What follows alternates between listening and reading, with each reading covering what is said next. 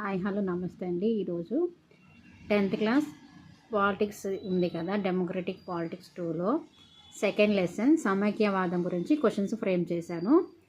First question, సమాఖ్యవాదం ఇది ఒక ప్రభుత్వ వ్యవస్థ. మనం ఈ విధంగా ఉండాలి అని తెలిపే ఒక వ్యవస్థ. ప్రభుత్వం అంటే ఎవరు? మనమే కదా, ప్రజలు. అధికారం కేంద్రం మరియు వివిధ రాజ్యాంగబద్ధ వ్యవస్థల మధ్య విభజించబడి ఉంటుంది. రెండంచెల్లో ప్రభుత్వం ఉంటుంది. అంటే రెండంచెల్లో అంటే కేంద్రము మరియు రాష్ట్ర స్థాయిలో ప్రభుత్వం ఉంటుంది. జాతీయ ప్రయోజనాలకు బాధ్యత వహిస్తూ మొత్తం దేశానికి ఒకే ఒక ప్రభుత్వం ఉంటుంది.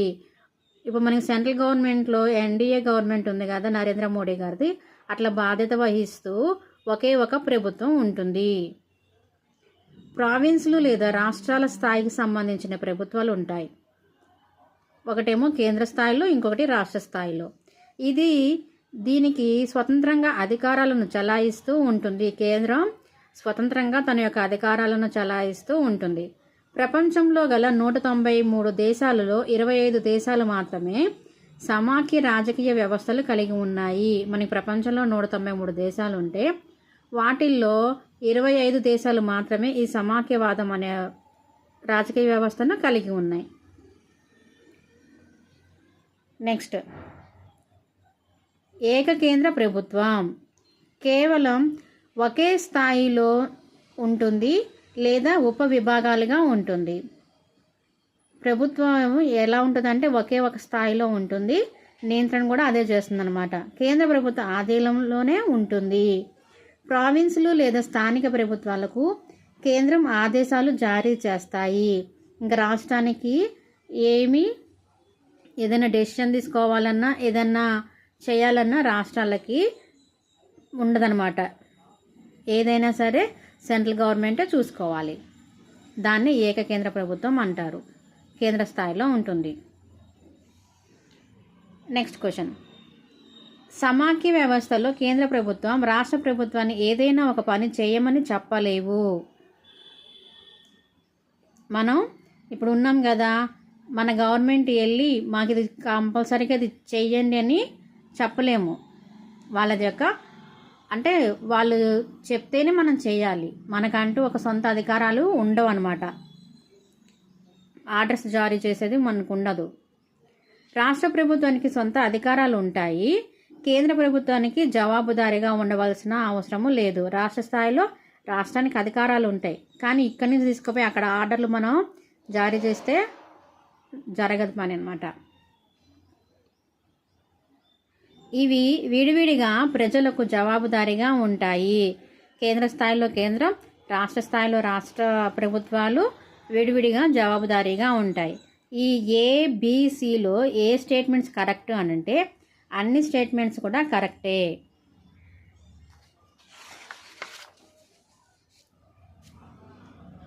ఈ సమాఖ్యవాదం యొక్క పరిధి ఏంటిదంటే ఒక ప్రాంతంపై ఒకరికి చట్టపరమైన అధికారం ఉండటము. ఎవరికి? ఇప్పుడు ఫర్ ఎగ్జాంపుల్ మన ఇండియా చూసుకుంటే ఇండియాలో కేంద్ర ప్రభుత్వానికి చట్టపరమైన అధికారం ఉంటుంది. రాష్ట్ర స్థాయిలో వచ్చేసి రాష్ట్ర ప్రభుత్వానికి చట్టపరమైన అధికారం ఉంటుంది. స్థానిక స్థాయిలో, గ్రామ స్థాయిలో అయితే సర్పంచ్కి అధికారం ఉంటుంది. అలా అని ఈ చట్టానికి విరుద్ధంగా ఎవరు ఏ పని చేయకూడదు. నెక్స్ట్ క్వశ్చన్, సమైక్యవాదం యొక్క లక్షణాలను గుర్తించండి. 2 లేదా అంతకంటే ఎక్కువ స్థాయిలలో ప్రభుత్వం ఉంటుంది. ఇప్పుడు మనకి central government, state government and స్థానిక స్వపరిపాలన, గ్రామంలో ఉంది కదా, రూరల్ గవర్నమెంట్ ఉంది. అట్లా మనకి 3 అంచెల్లో ఉంది. ఇక్కడ ఏం చెప్పాడంటే సమైక్యవాదం యొక్క లక్షణాలు ఏంటిదంటే 2 లేదా అంతకంటే ఎక్కువ స్థాయిలో ప్రభుత్వాలు ఉంటాయి. దీనిలో శాసన నిర్మాణ శాఖ, పన్ను విధింపు, పరిపాలనలో ప్రతి అంచెకు పరిధి ఉంటుంది. రాజ్యాంగం నిర్దేశిస్తుంది వాళ్ళు ఏం చేయాలి, ఏం చేయకూడదు అని. వాళ్ళ సొంత డెసిషన్స్ ఉండవు. రాజ్యాంగంలో మనం ఏవైతే రచనలు చేసుకున్నామో ఒక గవర్నమెంట్ని ఈ విధంగా నడపాలి, ఇలాంటి డెసిషన్ తీసుకోవాలి అని ప్రతి ఇది కూడా రాజ్యాంగంలో రచించి ఉంది. దాని ప్రకారమే వీళ్ళ యొక్క రాజ్యాంగం నిర్దేశించిన ప్రకారమే వాళ్ళ యొక్క ఆచరణ అనేది ఉంటుంది. ప్రాథమిక నియమాలను ఏకపక్షంగా మార్చలేదు. ప్రభుత్వాల సమ్మతి అవసరము. ఇప్పుడు పార్లమెంట్లో మనం ఏదైనా బిల్లు పాస్ చేసినప్పుడు నేను అధికార హోదాలో ఉన్నాను, నేను ఏదైనా చేయగలను అని దాన్ని ఎవరి అనుమతి లేకుండా ప్రవేశపెట్టడానికి ఉండదు. దానికి అధికార హోదా ఇవ్వడానికి ఉండదు. ఏదైనా ఒక చట్టం చేసింది అని అంటే పార్లమెంట్లో పాస్ చేయాలి, 2 ఉభయ సభల్లో దాన్ని ఆమోదం పొందిన తర్వాతే ఒక చట్టం మారుతుందన్నమాట. అంతేగాని ఎవరికి వాళ్ళే ఏకపక్షంగా నిర్ణయం తీసుకోవడానికి అవకాశం ఉండదు. ఎంత కేంద్ర గవర్నమెంట్లో మనకి అధికారాలు ఉన్నా కానీ ఏకపక్ష నిర్ణయం అనేది ఉండదు. ప్రభుత్వాల సమ్మతి కూడా అవసరమే. దాంట్లో మంచి ఎంత ఉంది, చెడు ఎంత ఉంది అని డిస్కస్ చేసి అది అందరికీ ఉపయోగపడుతుంది అని ఆమోదయోగ్యం పొందినప్పుడే ఆ బిల్లు పాస్ అవుతుంది. వివాదాలు తలెత్తితే న్యాయస్థానం న్యాయ నిర్ణేతగా ఉంటుంది. మనకి 3 విభాగాలు ఉన్నాయి కదా, శాసన నిర్వహణ శాఖ, కార్యనిర్వహణ శాఖ, న్యాయశాఖ. ఈ శాసన కార్యనిర్వహణ శాఖలో ఏమైనా తప్పులున్నా, ఏదైనా వివాదాలు తలెత్తినా మనకి న్యాయస్థానం ఉంటుంది. ఆ న్యాయ నిర్ణేతలు తప్పు అయితే తప్పు అని ఖండిస్తారు, ఇది రాంగ్ అంటే చేసేస్తారు. అట్లా కాకుండా ఇది 10 మందికి ఉపయోగపడుతుంది అని అంటే దానికి కూడా మంచి డెసిషన్ తీసుకుంటారు. స్వయం ప్రతిపత్తి కల్పించడానికి ఆదాయ వనరులను స్పష్టంగా నిర్దేశించబడ్డాయి. ఇప్పుడు మనము కొన్ని ట్యాక్స్ పే చేస్తాము, అవి కొన్ని గవర్నమెంట్కి వెళ్తాయి, సెంట్రల్ గవర్నమెంట్కి వెళ్తాయి. సెంట్రల్ గవర్నమెంట్ ఏం చేస్తుందంటే పలానా ఏపీ నుంచి మనకి ఇంత ట్యాక్స్లు వచ్చాయి, దాన్ని మనం ఇంత అమౌంట్ మనం తిరిగి వాళ్ళకి పంపించాలి అనేది ఉంటుందన్నమాట. అట్లా ఆదాయ వనరులు అనేవి మనకి స్పష్టంగా నిర్దేశిస్తారు. ఎందుకంటే మనం ఇక్కడ సర్వైవ్ అవ్వాలి కదా. ద్వంద్వ లక్షణాలు. ద్వంద్వ అంటే 2. దేశ ఐక్యతను కాపాడుట మరియు ప్రాంతీయ వైవిధ్యతను సర్దుబాటు చేసుకోగలటం సమతౌల్యంగా ఉండాలి. దేశం ఐక్యంగా ఉండాలి, ఎట్ ద సేమ్ టైం ప్రాంతీయ వైవిధ్యత కూడా సర్దుబాటు చేసుకోవటం ఉండాలి. నెక్స్ట్ క్వశ్చన్, సమాఖ్య ఏర్పడిన చారిత్రక నేపథ్యం ఏమిటి? తమంతట తాము స్వతంత్ర రాజ్యాలు కలిసి ఒక పెద్ద రాజ్యాంగంగా ఏర్పడతాయి. కొన్ని రాజ్యాలన్నీ కలిపి ఒక రాజ్యంగా ఏర్పడతాయి.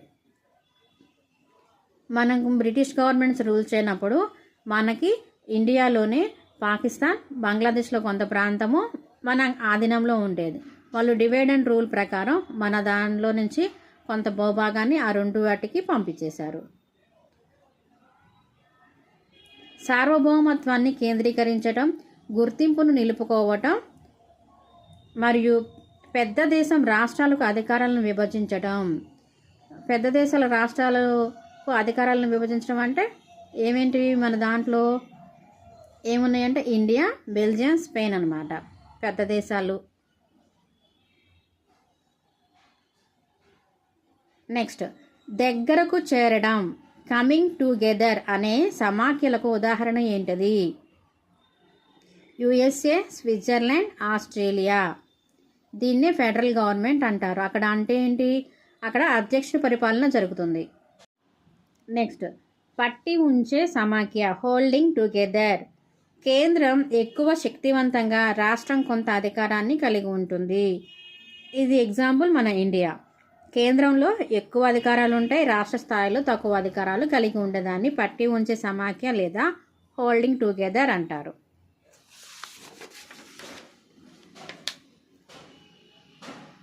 నెక్స్ట్ క్వశ్చన్, స్వాతంత్రం తర్వాత అనేక స్వదేశీ సంస్థానాలు దేశంలో భాగమయ్యాయి.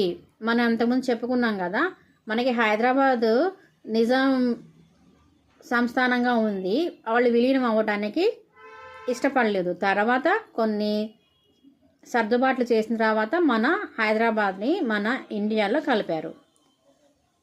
తర్వాత రాజ్యాంగం భారతదేశాన్ని రాష్ట్రాల యూనియన్గా ప్రకటించింది. రాష్ట్రాలని ఒక యూనియన్గా ప్రకటించింది. రాజ్యాంగం 2 అంచెల ప్రభుత్వాన్ని అందించింది.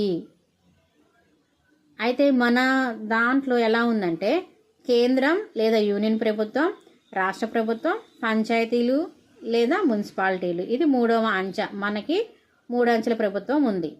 కేంద్రం, రాష్ట్రం, గ్రామం లేదా పట్టణం స్థాయిలో పంచాయతీలు, మున్సిపాలిటీలు. ఇవి 3 అంచెల ప్రభుత్వాలు. అయితే మనం రూల్ చేసుకోవటానికి ఈజీగా ఉండడం కోసం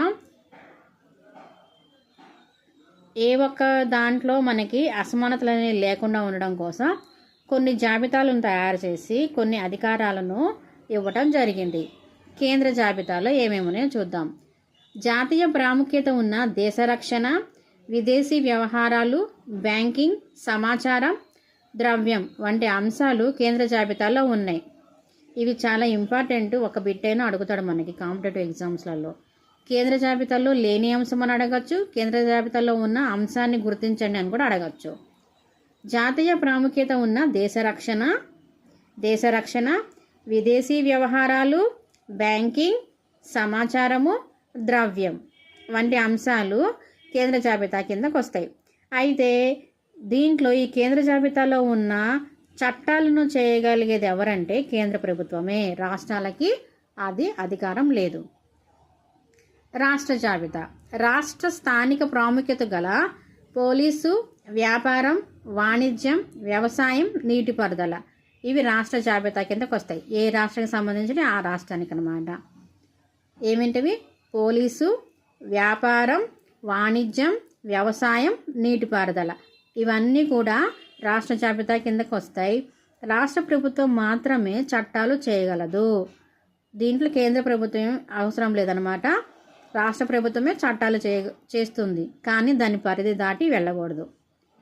అయితే ఇక్కడ 2 ఉన్నాయి చూడండి. పోలీసు వచ్చేసేమో రాష్ట్ర జాబితాలో ఉంది, రక్షణ వ్యవస్థ అనేది కేంద్ర జాబితాలో ఉంది. నెక్స్ట్ ఉమ్మడి జాబితా. కేంద్ర రాష్ట్రాలకు రెండింటికి కూడా భాగస్వామ్యం ఉంటుంది. 2 కూడా చట్టాలు చేస్తుంది. కేంద్ర రాష్ట్రాలు రెండింటికి ఉమ్మడి అంశాలపై జాబితా ఉంది. విద్య, అడవులు, కార్మిక సంఘాలు, నివాసం, దత్తత మరియు వారసత్వం. ఈ దత్తత వచ్చేసి మనకి ఝాన్సీ లక్ష్మి గారు ఉంది కదా, అట్లా గుర్తుపెట్టుకోవచ్చు. విద్య అనేది ఎక్కువగా అన్ని కాంపిటేటివ్ ఎగ్జామ్స్లలో అడుగుతారు. విద్య అనేది ఏ జాబితా కిందకి వస్తుంది అని. విద్య అనేది ఉమ్మడి జాబితా కిందకి వస్తుంది. దీనిలో కేంద్ర రాష్ట్ర ప్రభుత్వాలు 2 కూడా చట్టాలు చేయవచ్చు. ఉమ్మడి జాబితాలో విద్య, అడవులు, కార్మిక సంఘాలు, నివాసము, దత్తత మరియు వారసత్వం. Next question. కేంద్ర రాష్ట్రాల మధ్య చట్టాలు చేయడంలో సంఘర్షణలు తలెత్తితే కేంద్ర ప్రభుత్వం చేసిన చట్టాలే చట్టంగా చెల్లుబాటు అవుతాయి. ఇప్పుడు మనకి కేంద్ర స్థాయిలో ఉన్న గవర్నమెంట్కి ఏదైనా చట్టాలు చేయడంలో సంఘర్షణలు వస్తే ఫైనల్ డెసిషన్ ఎవరిది ఉంటుంది? కేంద్ర ప్రభుత్వమే చేస్తుందన్నమాట. అది చేసిన చట్టాలనే మనం ఫాలో అవ్వాలి.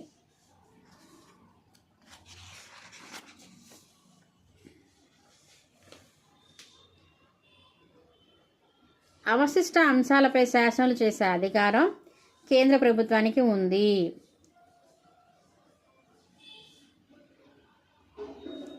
నెక్స్ట్, భారత యూనియన్లోని అన్ని రాష్ట్రాలకు సమాన అధికారాలు ఉన్నాయా లేదా? లేవు. ఎందుకంటే ఈ అధికారాలు అనేవి ఆ ప్రాంతంలో నివసించిన జనాభా ప్రాతిపదికన ఆ భౌగోళిక విస్తీర్ణ పరంగా చూసి మనకి రాష్ట్రాలకు అధికారాలు అనేది ఇవ్వటం జరుగుతుంది.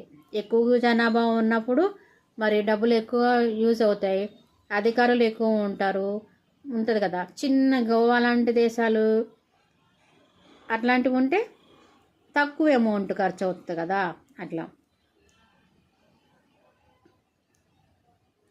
Next question. అస్సాం, నాగాలాండ్, అరుణాచల్ ప్రదేశ్ మరియు మిజోరాం వంటి రాష్ట్రాలు వాటి ప్రత్యేక సామాజిక మరియు చారిత్రక పరిస్థితుల దృష్ట్యా భారత రాజ్యాంగంలో ఏ ఆర్టికల్ క్రింద అధికారాలు కలిగి ఉన్నాయి? ఏమేమి రాష్ట్రాలు? అస్సాం, నాగాలాండ్, అరుణాచల్ ప్రదేశ్ మరియు మిజోరాం. మిజోరాం హైయెస్ట్ రెయిన్ఫాల్ అయిన ఆర్టికల్ 371. ఎందుకంటే ఈ ప్రత్యేక అధికారాలు స్థానిక ప్రజలకు భూమిపై హక్కులు, వారి యొక్క సంస్కృతి పరిరక్షణ మరియు ప్రాధాన్యత గల ప్రభుత్వ సేవల ఉపాధికి సంబంధించి ఉండడం వలన వారికంటూ ఒక ప్రత్యేకత ఉందన్నమాట. వీరికి భూమి కానీ లేదా ఇల్లు కానీ కొనలేరు. ఆ ప్రాంతాల్లో, ఆ రాష్ట్రాలలో శాశ్వత నివాసితులు కానీ భారతీయులు ఇక్కడ భూమి కానీ లేదా ఇల్లు కొనుక్కోవటానికి లేదనమాట. నెక్స్ట్, చండీగఢ్, లక్షద్వీప్, ఢిల్లీ లాంటి కేంద్రపాలిత ప్రాంతాలకు తక్కువ అధికారాలు ఉంటాయి. బి, కేంద్ర ప్రభుత్వానికి ప్రత్యేక అధికారాలు ఉంటాయి వీటి కేంద్రపాలిత ప్రాంతాలపై. ఆ రాష్ట్రానికేమో తక్కువ అధికారాలు ఉంటాయి, కేంద్ర ప్రభుత్వానికి ప్రత్యేక అధికారాలు ఉంటాయి. ఈ రెండు కూడా సరైన వాక్యాలే.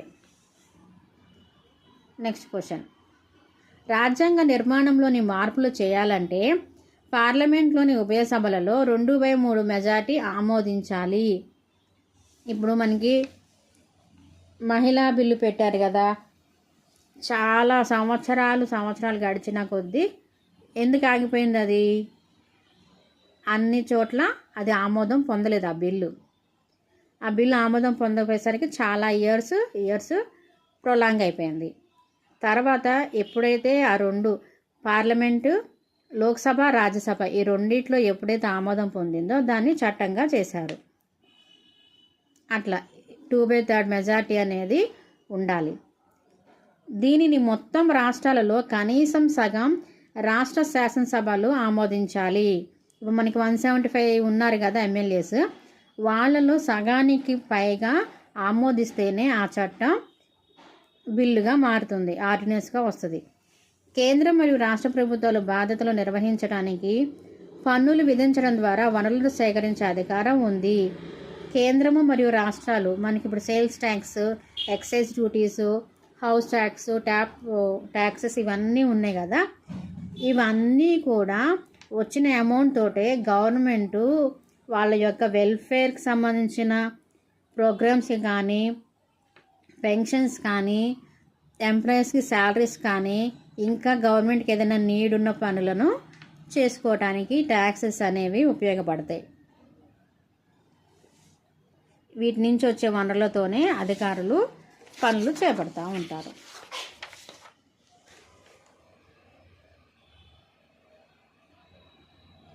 భారతదేశం అణుపరీక్షలు నిర్వహించే పోఖ్రాన్ రాజస్థాన్లో ఉంది.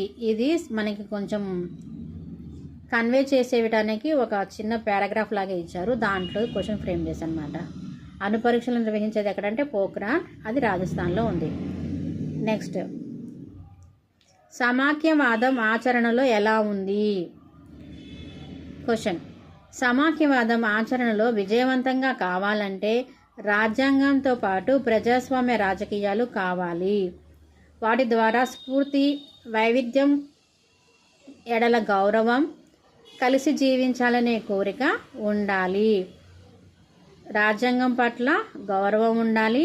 ప్రజాస్వామ్య రాజకీయాలు అంటే ఎవరైతే మనము ఎలక్షన్స్ ద్వారా ఎన్నుకుంటామో ఆ ప్రజాస్వామ్య రాజకీయాలు, మరియు వైవిధ్యం ఎడల గౌరవం, చిన్న రాష్ట్రమైనా పెద్ద రాష్ట్రమైనా, ఇన్కమ్ ఎక్కువ ఉన్న తక్కువ ఉన్న, ప్రాంతీయ అసమానతలు అట్లాంటివి ఏమీ లేకుండా అందరం ఐకమత్యంగా ఉండాలి, కలిసిమెలిసి జీవించాలి.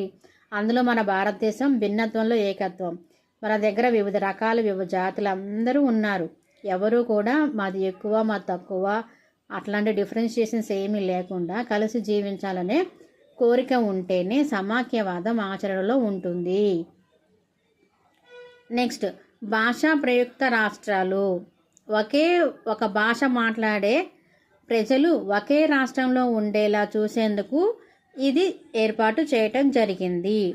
మనకి అంతే కదా, మద్రాసులో ఉన్నప్పుడు మనం తెలుగు మాట్లాడుతున్నాం, తెలుగు మాట్లాడే వాళ్ళందరం కూడా ఒకే దగ్గర ఉండాలి అని చెప్పేసి మనము మద్రాసు నుంచి విడిపోయాం, ఆంధ్ర రాష్ట్రంగా అవతరించుకున్నాం. మనం అప్పుడు పొట్టి శ్రీరాములు గారు, అమరజీవి పొట్టి శ్రీరాములు గారు ఆమరణ దీక్ష ద్వారా మనకి ఆంధ్ర రాష్ట్రం అనేది ఏర్పడింది. మనం మద్రాసు నుంచి విడిపోయి ఇక్కడికి వచ్చేసాం. అప్పుడు మనకి క్యాపిటల్ సిటీ మద్రాసు ఉండేది. ఇప్పుడు ప్రజెంట్ క్యాపిటల్ సిటీ అమరావతి మన ఏపీకి. 1974లో పాత రాష్ట్రాల సరిహద్దులు మార్చబడ్డాయి. రాష్ట్రాల సరిహద్దులు ఎప్పుడు మార్చబడ్డాయి అంటే 1974లో. కొన్ని రాష్ట్రాలు నాగాలాండ్, ఉత్తరాఖండ్, జార్ఖండ్ వంటి సంస్కృతి మరియు జాతి లేదా భౌగోళిక భేదాల గుర్తింపు ఆధారంగా ఏర్పాటు చేయబడ్డాయి. ఇవి నూతనంగా ఏర్పాటు చేయబడ్డాయి. ఎందుకంటే వాళ్ళ యొక్క కల్చర్ని, వాళ్ళ యొక్క జాతిని, భౌగోళిక భేదాలని గుర్తింపడం చేయడం వల్ల అవి ఏర్పాటు చేయడం జరిగింది. నెక్స్ట్, భాషా ప్రాతిపదికన ఏర్పడిన రాష్ట్రం ఆంధ్ర రాష్ట్రం. ఈ ABCD ఈ 4 వాక్యాలు కూడా, ఈ 4 స్టేట్మెంట్స్ కూడా కరెక్టే. భాషా విధానం. అధికార భాష హిందీ, కానీ రాజ్యాంగంలో ఏ భాషకు జాతీయ హోదా ఇవ్వలేదు. జాతీయ హోదా కలిగిన భాష ఏదీ లేదు. కాకపోతే 40% ప్రజలు, భారతీయులు హిందీ ఎక్కువగా మాట్లాడటం వల్ల దాన్ని మనం మాతృభాషగా, అధికార భాషగా తీసుకున్నాం అన్నమాట. హిందీతో పాటు 21 ఇతర భాషలను షెడ్యూల్డ్ భాషగా రాజ్యాంగం గుర్తించింది. హిందీతో పాటుగా ఉన్న ఇతర భాషలు ఏంటవి? ఎన్ని? 21. తెలుగు, హిందీ, సంస్కృతం అట్లా. ఈ పై 2 స్టేట్మెంట్స్ కూడా కరెక్టే.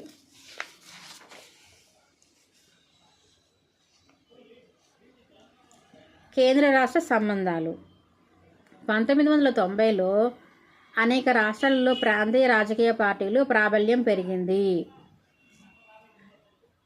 మనకేంటి, ఫస్ట్ బ్రిటిష్ గవర్నమెంట్ నుంచి మనం ఎప్పుడైతే స్వాతంత్రాన్ని పొందామో అప్పుడు మనకి ఎక్కువ కాంగ్రెస్ గవర్నమెంటే ఉండేది. తర్వాత ఈ వాటిలో కొన్ని చర్యలు ఇష్టపడక మన ఆంధ్రాలో అప్పుడు NTR గారు TDP పార్టీని పెట్టారు. అట్లనే BJP, తృణమూల్ కాంగ్రెస్ అట్లా చిన్న చిన్న పార్టీలన్నీ వచ్చినాయి. ఇప్పుడు అవి పెద్ద పార్టీలు అయిపోయినాయి. ఇది సంకీర్ణ ప్రభుత్వాల ప్రారంభానికి నాంది పలికింది. సంకీర్ణ ప్రభుత్వాలు అంటే ఇప్పుడు ప్రజెంట్ మనకి ఏమున్నాయి? TDP, BJP, Janasena. ఈ 3 ప్రభుత్వాలు అంటే సంఖ్యాబలం నిరూపించుకోవటం కానీ గవర్నమెంట్ ఫార్మేషన్ చేసుకోవడం కోసం వీళ్ళు 3 కలిసి ఎలక్షన్స్ ద్వారా ఎన్నికయ్యి సంకీర్ణ ప్రభుత్వాన్ని ఏర్పాటు చేసుకున్నారు. దాన్ని కూటమి ప్రభుత్వం కూడా అని అంటారు. లోక్సభలో ఏ ఒక్క పార్టీకి స్పష్టమైన మెజారిటీ రాకపోతే కేంద్రంలో ప్రభుత్వం ఏర్పాటు చేయడానికి ప్రధాన జాతీయ పార్టీలు ఇతర పార్టీలతో లేదా ప్రాంతీయ పార్టీలతో పొత్తు పెట్టుకుంటుంది. ఇప్పుడు మనకున్న గవర్నమెంట్ లాగా అన్నమాట. ఇది రాష్ట్ర ప్రభుత్వాల స్వయం ప్రతిపత్తి పట్ల గౌరవం, సంస్కృతికి దారితీస్తుంది. 2011 భారత జనాభా లెక్కల ప్రకారం 1300 కంటే ఎక్కువ భాషలను మాతృభాషగా నమోదు చేశాయి. మనకి 2011 తర్వాత కరోనా వల్ల జనాభా లెక్కలు అనేవి జరగలేదు. సో మనం ఇప్పటికీ కూడా 2011 లెక్కల మీద ఆధారపడి ఉన్నాం. అప్పటికే మనకి ఎన్ని భాషలు నమోదయ్యాయి? 1300 కంటే ఎక్కువ భాషలు నమోదయ్యాయి. ఏ భాషలను హిందీ భాష కిందకి చేర్చారు? భోజ్పురి, మాగధి, బుందేల్ఖండి, ఛత్తీస్గఢి, రాజస్థానీ ఈ 3 భాషలు కూడా హిందీ భాష కిందకి తీసుకొచ్చారన్నమాట.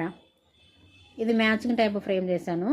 ప్రధాన భాషలు మొత్తం 22. ఇందా మనం చెప్పుకున్నాగా అధికార భాష ఏమో హిందీ, ఎందుకంటే ఎక్కువ మెంబర్స్ మనకి మాట్లాడుతున్నారు కాబట్టి. హిందీతో కలిపి 22 ప్రధాన భాషలు ఉన్నాయి. ఈ భాషలో 8 షెడ్యూల్ భాషలు కూడా చేర్చారనమాట. హిందీ మాట్లాడే వాళ్ళ సంఖ్య 44% ఉంది యాజ్ పర్ 2000 సెన్సస్ ప్రకారం. ఆంగ్లం ఎంతమంది మాట్లాడుతున్నారంట? 0.02%.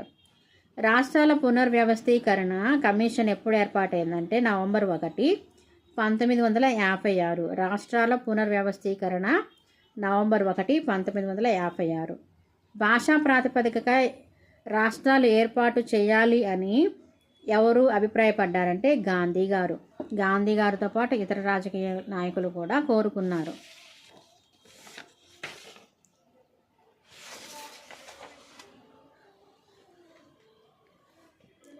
మరి ఇందని చెప్పుకున్నాం కదా, మరి భారతదేశంలో వికేంద్రీకరణ ఎలా ఉంది?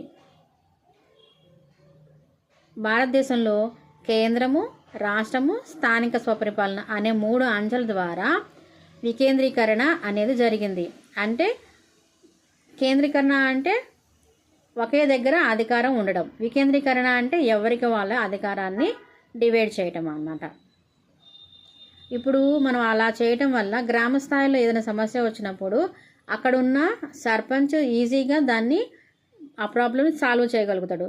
అట్లా లేదనుకోండి, సెంట్రల్ గవర్నమెంట్ ఎక్కడో ఢిల్లీలో ఉండి మనకి ఇక్కడ ఎక్కడో రూరల్లో జరిగిన ప్రాబ్లమ్ని ఆయనకి తెలియజేయాలంటే ఎంత టైం పట్టిద్ది?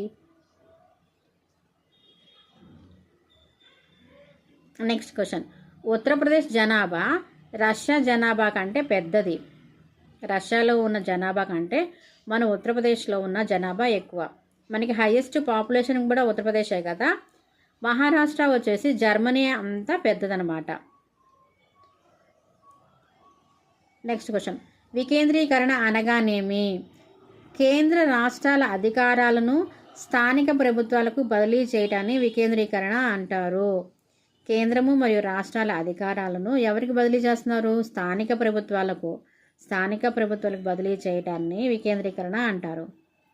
దీని వలన ప్రధాన ఉద్దేశం ఏంటి? వికేంద్రీకరణ ప్రధాన ఉద్దేశం ఏంటి?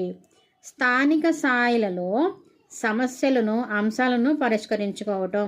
అక్కడ తలెత్తిన సమస్య అక్కడే పరిష్కారం అవుతుంది. మనం పరిగెత్తుకుంటూ ఢిల్లీ దాకా వెళ్ళక్కర్లేదనమాట.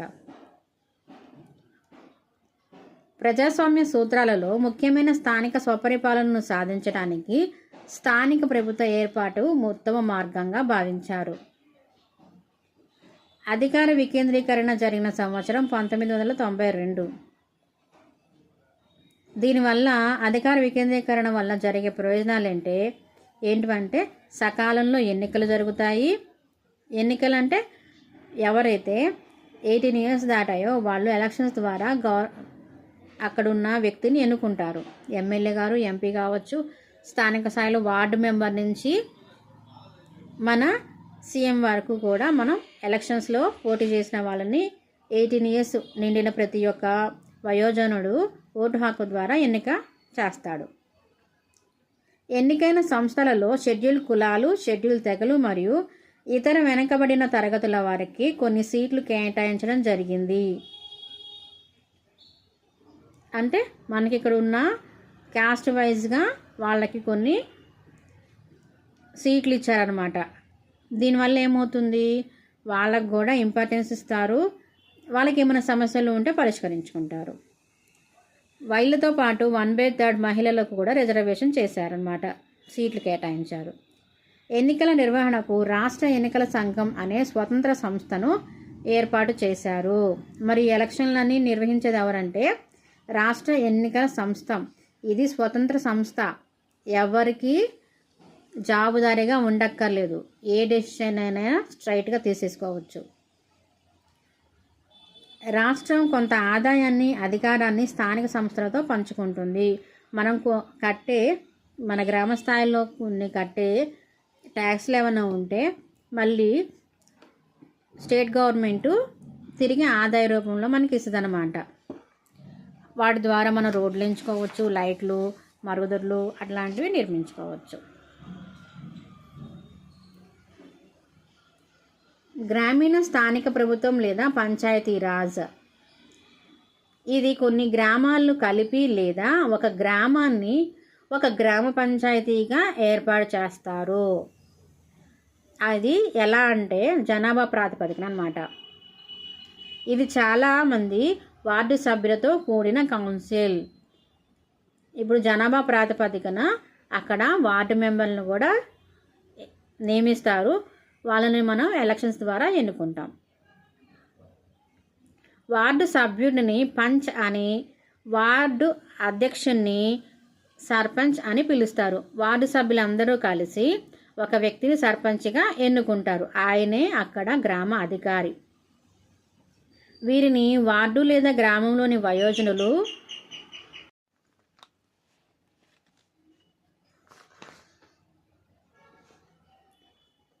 గ్రామానికి సంబంధించిన విధాన నిర్ణయాలు తీసుకునే సంస్థ గ్రామ సభ అన్నమాట. గ్రామ సభలో ఓటర్లంతా సభ్యులు పాల్గొంటారు. దీని ద్వారా ఏంటంటే ప్రభుత్వం అనేది జవాబుదారీతనంగా ఉంటుంది. అక్కడ ఉన్న సమస్యలు ఉంటే ఈ గ్రామ సభలో చర్చించి ఆ సమస్యను పరిష్కరించుకుంటారు ఎప్పటికప్పుడు. గ్రామ పంచాయతీ పనితీరును సమీక్షించడానికి ఇది సంవత్సరానికి కనీసం 2 లేదా 3 సార్లు సమావేశం జరుపుకుంటుంది. ఎన్నిసార్లు? 2 లేదా 3 సార్లు. మనకి కూడా అంతే కదా, లోక్సభలో సమావేశాలు కూడా 3 టైమ్స్ జరుగుతాయి మ్యాక్సిమంగా.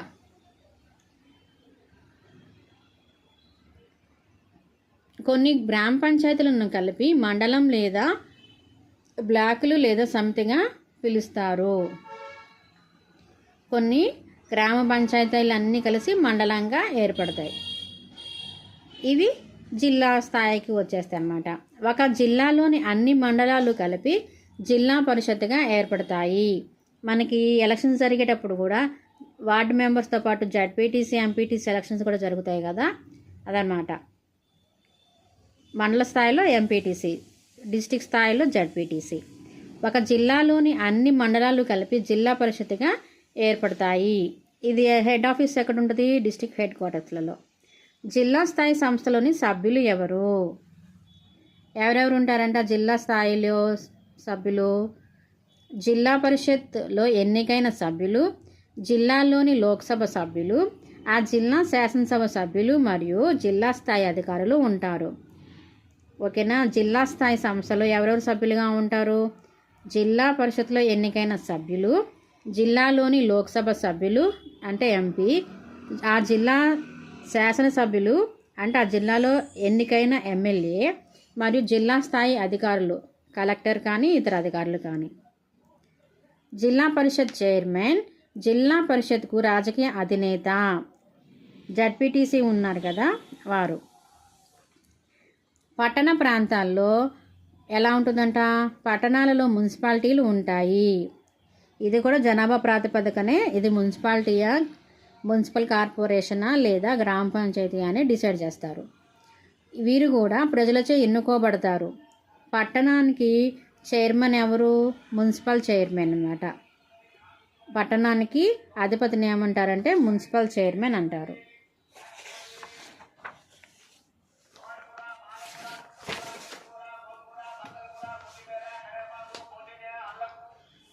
మున్సిపల్ కార్పొరేషన్ మనకి గ్రామం తర్వాత మండలం, మండలం తర్వాత జిల్లా, అట్లనే మున్సిపల్ కార్పొరేషన్ కూడా ఉంటుంది. ఇది కూడా జనాభా ప్రాతిపదికనే డివైడ్ చేస్తారన్నమాట.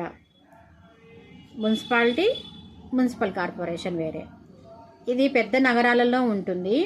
ప్రజలచే ఎన్నుకోబడతారు. దీనికి అధిపతి ఎవరంటే మేయర్. ఇప్పటి వరకు మనకి 36 లక్షల మంది ప్రజలచే ఎన్నుకున్న ప్రజాప్రతినిధులు ఉన్నారు. ఎంతమంది? 36 లక్షల మంది ప్రజలచే ఎన్నుకున్న, అంటే మన ఓటు హక్కు వినియోగించుకొని ఓట్లేసి గెలిపించుకున్న ప్రజాప్రతినిధులు ఎంతమంది అంటే 36 లక్షల మంది. స్థానిక ప్రభుత్వాలకు రాజ్యాంగం హోదా కల్పించింది. స్థానిక ప్రభుత్వాలు రాజ్యాంగం కూడా హోదా కల్పించింది.